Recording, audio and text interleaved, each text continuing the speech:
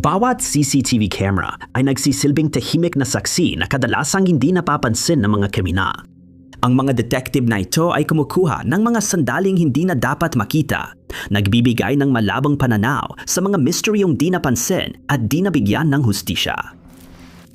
Numero 10. Si Tina Louise Greer, 32 taong gulang na ina mula Gold Coast, Enderland, ay naging sentro ng isa sa pinaka-nakakabahalang cold case sa Queensland. Noong ika-18 ng Enero, 2012, iniwan ni Tina ang kanyang anak na si Lily na isang teenager sa isang sleepover bago siya bumalik sa kanilang bahay sa Beachmont Road. Kamakailan, sinubukan niyang wakasan ang marahas na relasyon nila ni Leslie Grumpy Sherman, isang kinatatakutang miyembro ng Fink Outlaw Motorcycle Club. Noon araw na iyon, bumisita si Tina kay Leslie sa ari-arian nito sa Clumber at dito rin siya nawala. Kinabukasan, hindi nasundo ni Tina ang anak niya mula sa sleepover na hindi niya karaniwang ginagawa. Nagtaas agad ng alarma ang pamilya dahilan ng malawakang investigasyon kay Sherman. Agad niyang nilinaw na gamaneho palayo si Tina mula sa kanyang ari-arian noong Enero 11. Dahil sa pahayag na ito at pagkakatagpo sa iniwang sasakyan ni Tina sa Governor's Chair lookout sa Spicer's Gap, nalinis ang kanyang pangalan. Natagpuan ang kanyang sasakyan sa dead-end na kalsada malapit sa bahay ni Sherman at tabi ng liblib na pambansang parke. Kahit malawak ang paghahanap sa parke, nawawala pa rin si Tina. Person of interest pa rin si Sherman, pero walang ebidensyang nag-uugnay sa kanya sa krimen. Lumipas ang mga taon, si Sherman lang ang pinangalan ng suspect at nasangkot siya sa isang nakamamatay na aksidente sa sasakyan noong 2018. Lalong nahirapan ang paghahanap at pag-alam sa nangyari kay Tina matapos siyang pumanaw. Ayon sa investigasyon, may di umano'y surveillance footage na nagpapakitang ini-stalk ni Sherman si Tina. Ang CCTV evidence ang naging susi sa pagkonkludeng posibleng marahas na inatake at napatay ng nobyong biker si Tina. Sa formal na pagsisiyasat, napagpasyahan na matagumpay na itinago ni Sherman ang bangkay at siya lang marahil ang nakakaalam sa kinaroroonan ni Tina. May aktibong gantimpalang $250,000 mula sa Queensland Police Service para sa sinumang may impormasyon tungkol sa pagkawala at posibleng pagpatay kay Tina Greer. Dahil sa pagkawala, naitatag ang Tina Greer Project, isang advokasyang organisasyon para baguhin ang pagtugon sa karahasan sa tahanan. Bilang siyam.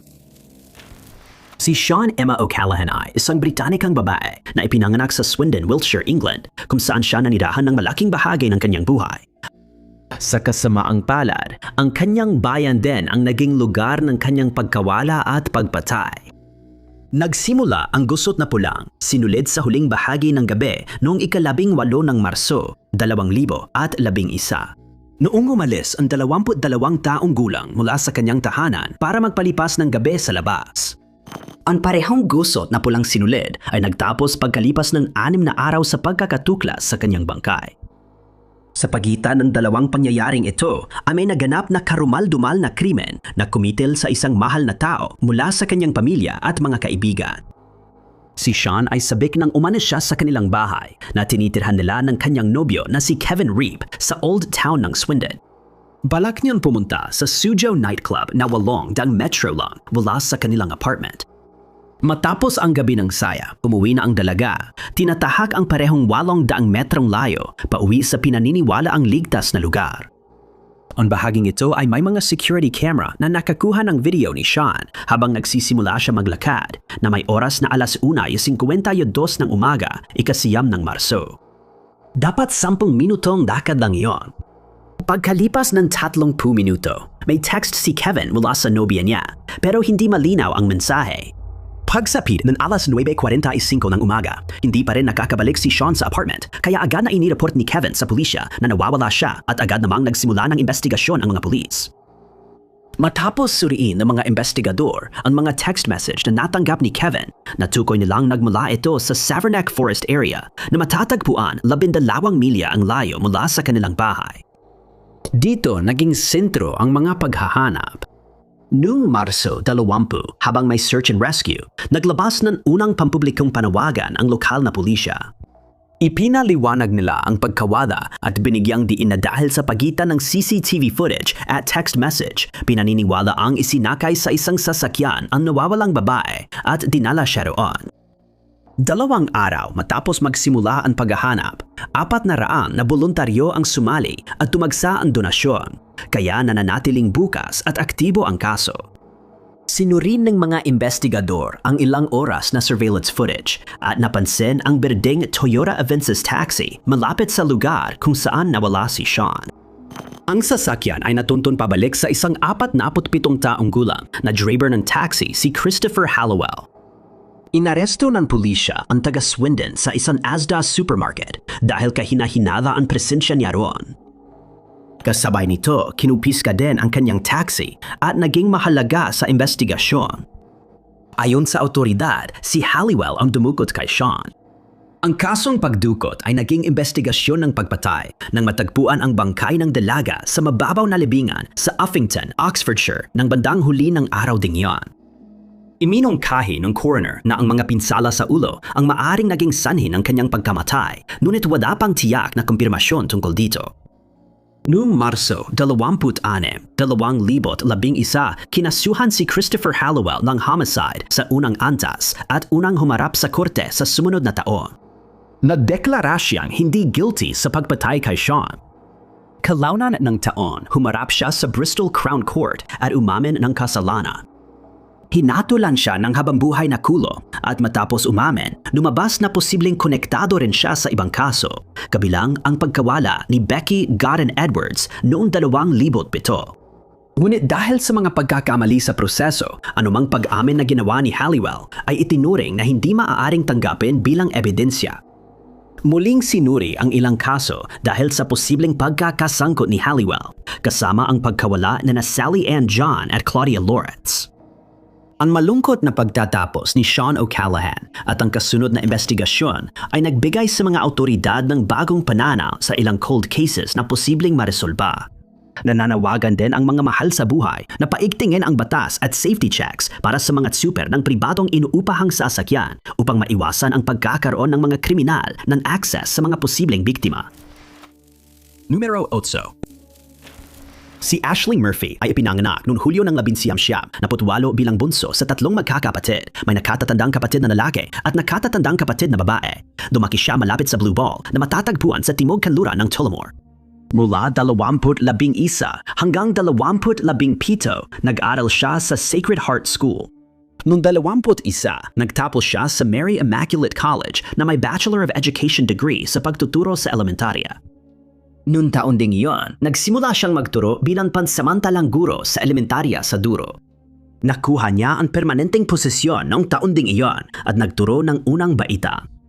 Pagsapit ng taong 2022, 23 taong gulang na si Ashley, 5 taon na silang magkasintahan ni Ryan Casey at balak na nilang magpakasal. Ngunit maaga o sa simula ng taon na iyon, biglang naglaho ang mga planong iyon nang mapatay sa isang marahas na pag-atake ang batang gurong may mga pangarap. Ika-12 ng Enero iyon, bandang 2:30 ng hapon. Nang matapos ni Ashley ang trabaho at nag-impake na para sa araw na iyon, nahuli siya ng surveillance camera ng paaralan sa parking lot 2:37 ng hapon, papunta sa Pulang Seat, Cordova. Sumakay siya sa kanyang sasakyan at dumaan sa N52 malapit sa Grand Canal.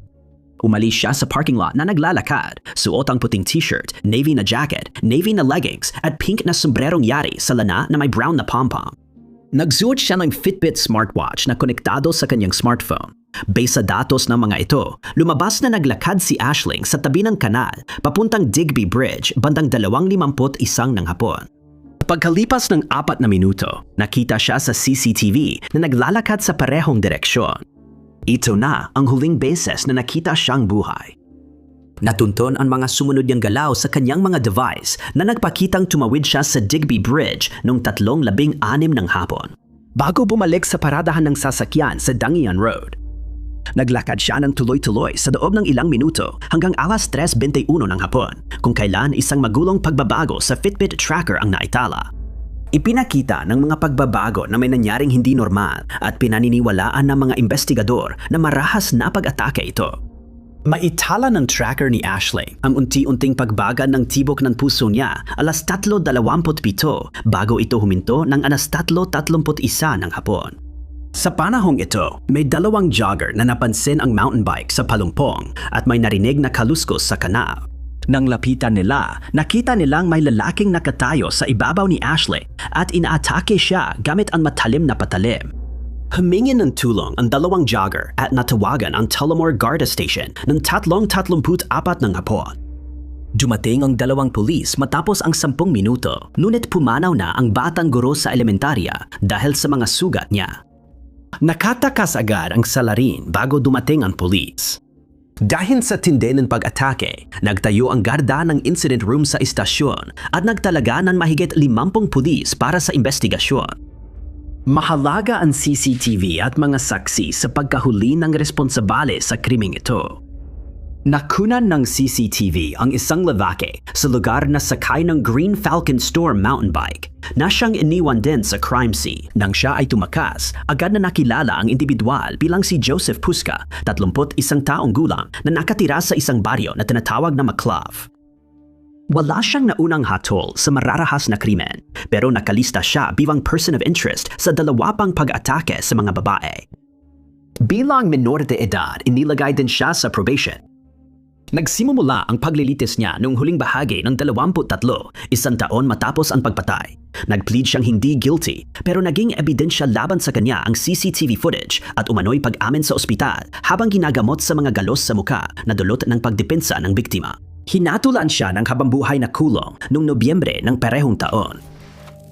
Numero 7. Isang malayang espiritu na may mapagmahal na puso, napakagandang tawa at kumikislap na mata. Ganito inilarawan ng mga mahal sa buhay si Zara Alina na tumulong sa muling paninirahan ng mga refugees sa United Kingdom. Siya ang nag-alaga sa may sakit niyang ina at lola, ibinuhos ang oras at pagsisika para matiyak na naalagaan silang mabuti at napaparamdamang mahal sila. Noong taong 2022, nagsisimula pa lang magtrabaho si Zara Alina na 35 taong gulang sa Royal Courts of Justice at nakatuon ang kanyang mga mata sa pagtupad ng kanyang pinakamalalaking pangarap. May plano na si Zara Alina, bumili ng bahay, hanapin ang tamang lalaki, magpakasal at magkaroon ng 2 anak.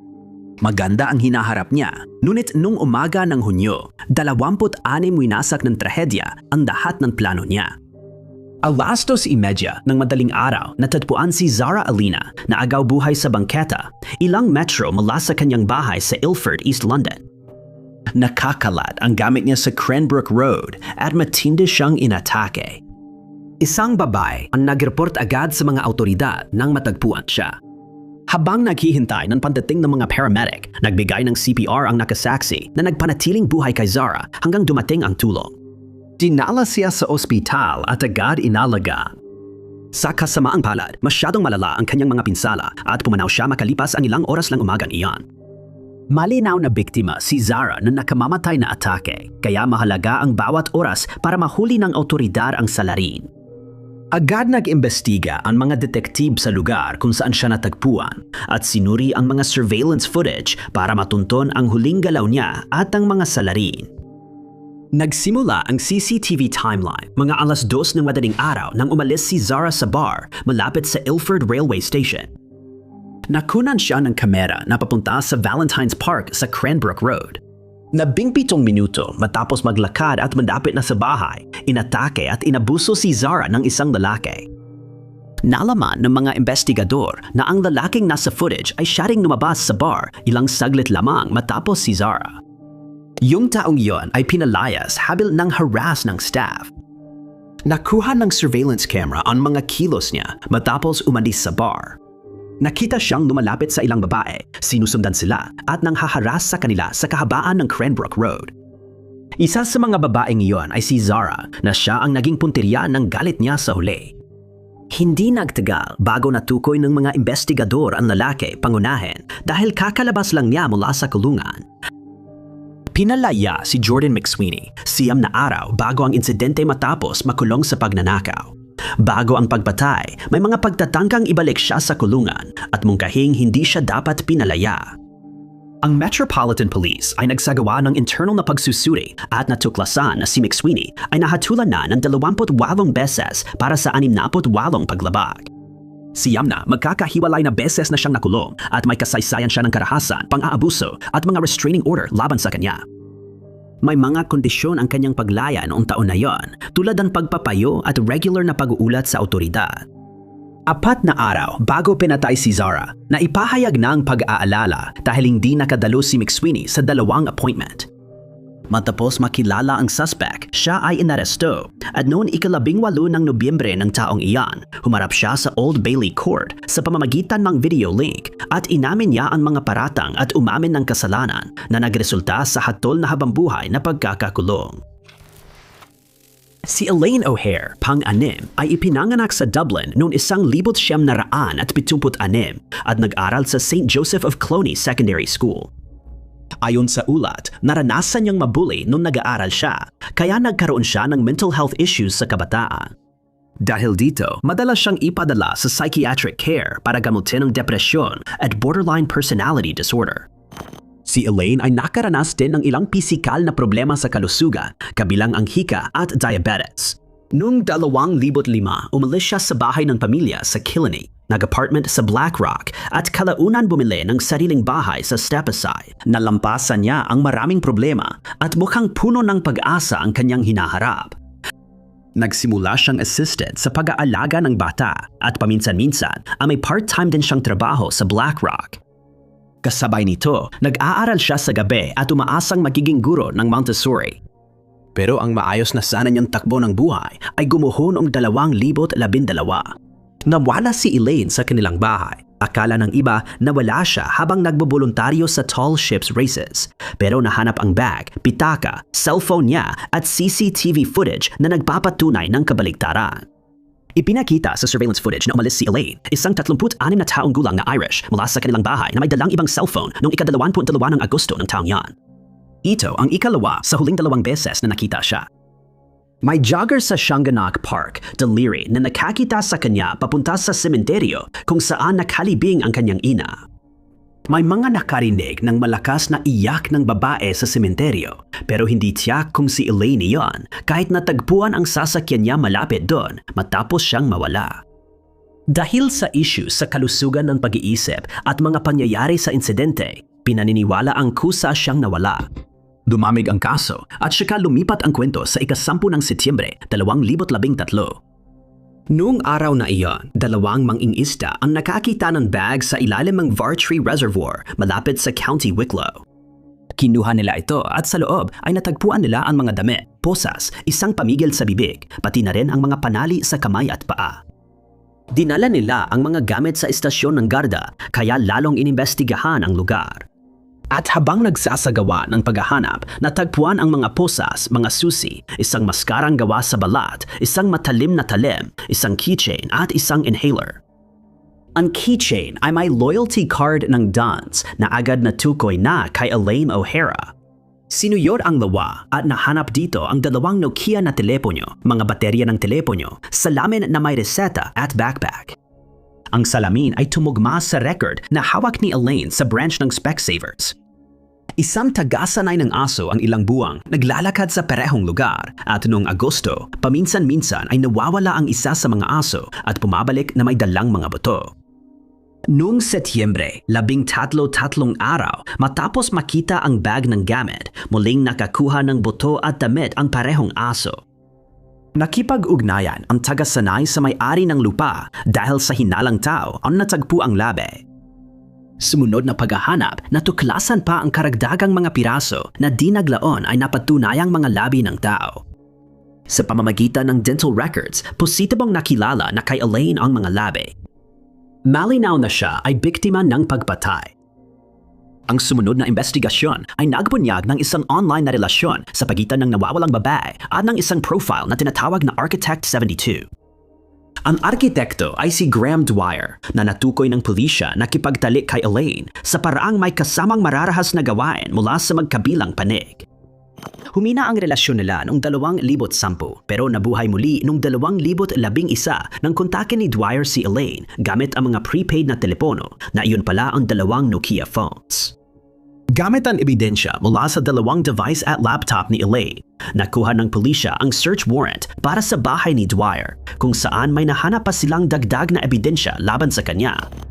Ito at CCTV footage na nagpapakitang siyam na beses pinisita ng suspect ang biktima sa apartment ay sapat para sa pag-aresto.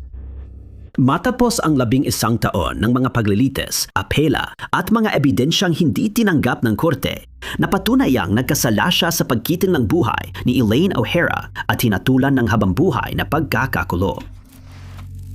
Numero 5. Ang estudyante nasa huling taon sa kolehiyo na si Samantha Lee Josephson ay ipinanganak sa Princeton, New Jersey at lumaki sa Robbinsville. Nag-aral siya sa Universidad ng South Carolina, kumuha ng kursong Political Science at balak tapusin ang kanyang pag-aaral pagsapit ng 2011. Nakakuha siya ng scholarship sa Drexel University School of Law at partial scholarship sa Rutgers. Pangarap niyang mag-practice ng abogasya sa larangan ng international law at miyembro siya ng Alpha Gamma Delta. Nag-aral siya sa Barcelona at bumisita sa Madrid at Paris.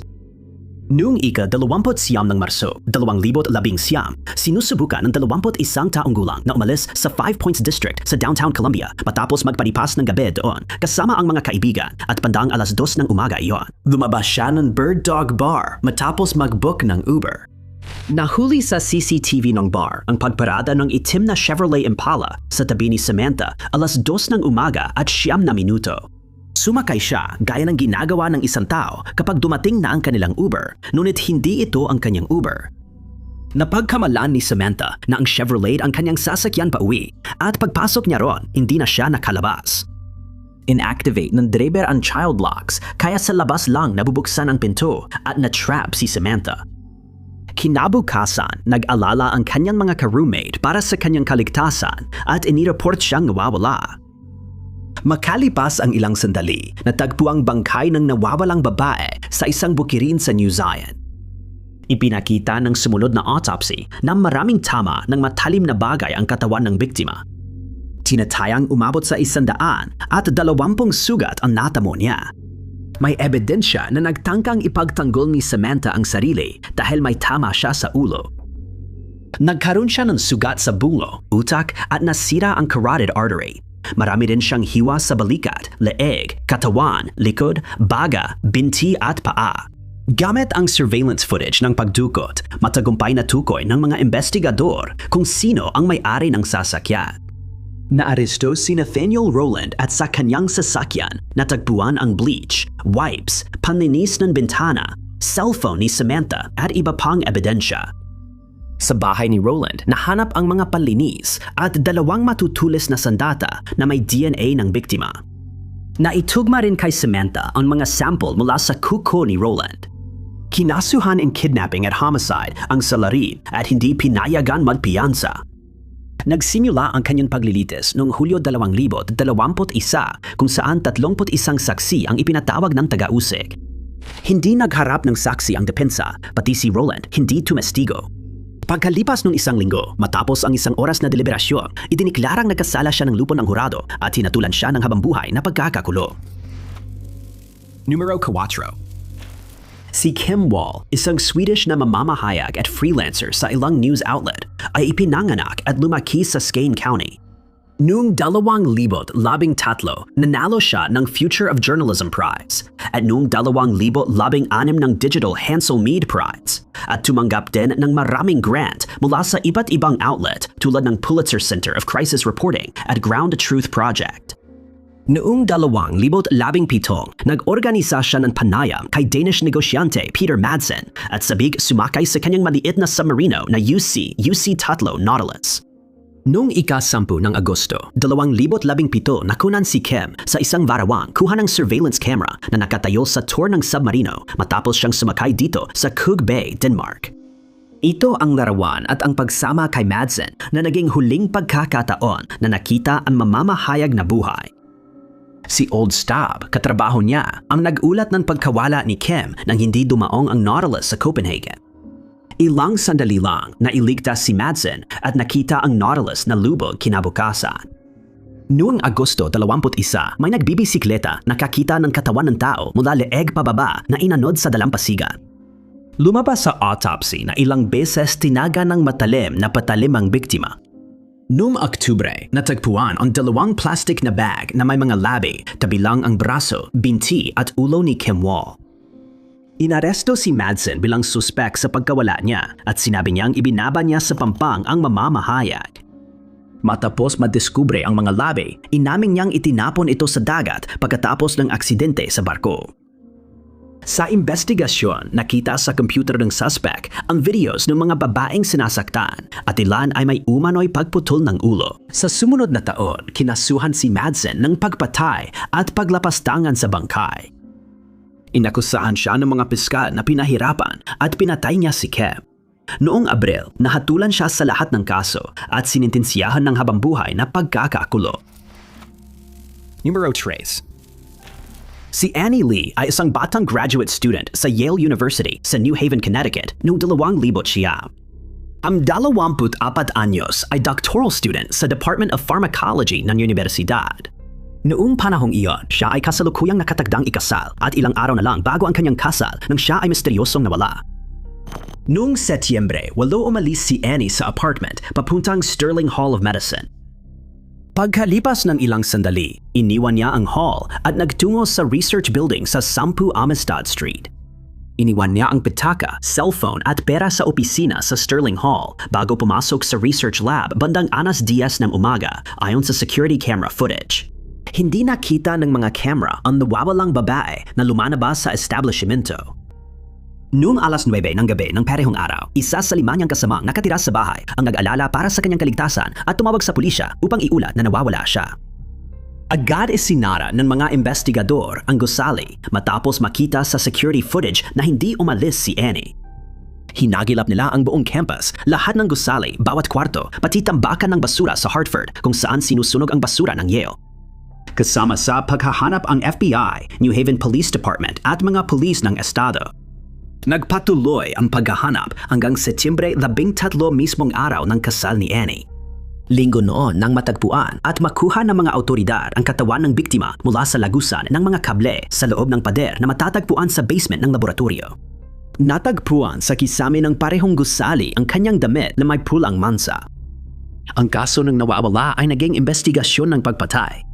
Dahil Yale ID cards lang ang gamit para sa access ng buong campus, inisip ng mga autoridad na mahirap makapasok sa laboratoryong ito ang isang estrangero. Kaya itinoon nila ang investigasyon sa mga empleyado ng Yale at iba pang estudyante.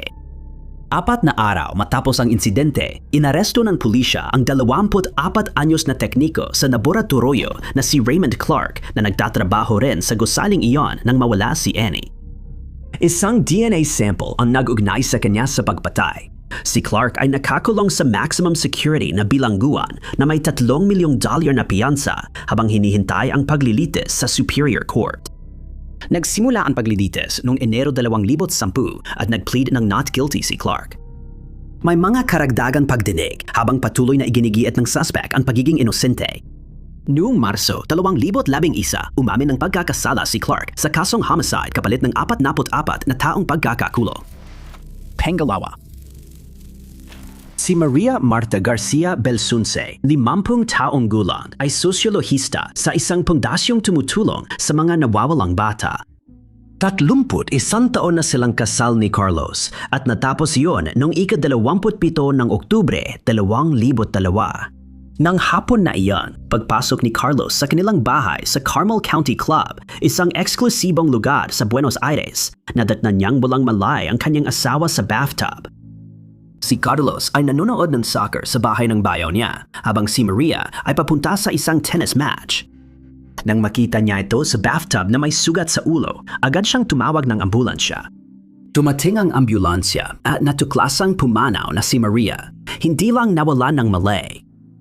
Ayon sa coroner, non-traumatic cardiac arrest ang sanhi ng pagkamatay niya.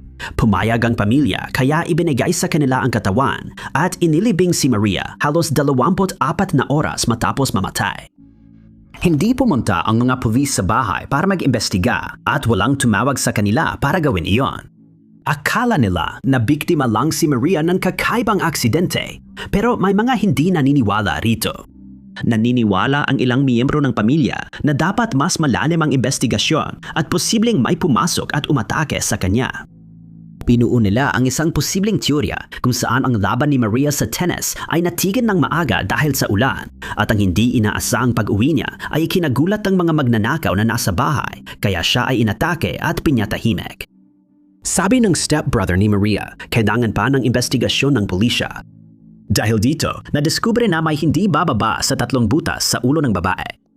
Mga butas na hindi akma sa simpleng pagbangga ng ulo sa gripo. Matapos ang 1 buwan, hinukay sa kanyang libingan ang mga labi ni Maria at nadiskubre ng mga taga-suri na may 5 piraso ng metal sa kanyang ulo at isang marka na nagpapahiwatig na may ika-6 pa. Iniimbestigahan na ang aksidente sa bahay bilang pangpatay. Noong una, si Carlos, ang asawa, ay tiningnan ng mga investigador bilang posibleng suspect o taong pinagtutuunan ng investigasyon. Inaresto, nilitis, at nahatulan siya sa krimen bago napawalang sala gamit ang mga surveillance camera sa bahay. Nahuli ng mga kamera si Carlos na umuwi ng hapon na iyon matapos pumanaw si Maria na nagpapatunay na wala siyang kinalaman sa pagpatay. Natukoy na .32 caliber revolver ang ginamit sa krimen. Puro sirkumstansyal na ebidensya lang ang hawak ng mga investigador kaya hindi yon sapat para maresolba ang kaso. Nangyari lang ito noong 2018 nang mahuli nila ang salarin dahil sa CCTV ng komunidad. Nakuhanan ng mga kamera sa gated area ang isang lalaking nagngangalang Nicholas Pacello na umalis sakay ng sasakyan mula sa country club noong huling bahagi ng hapon na iyon.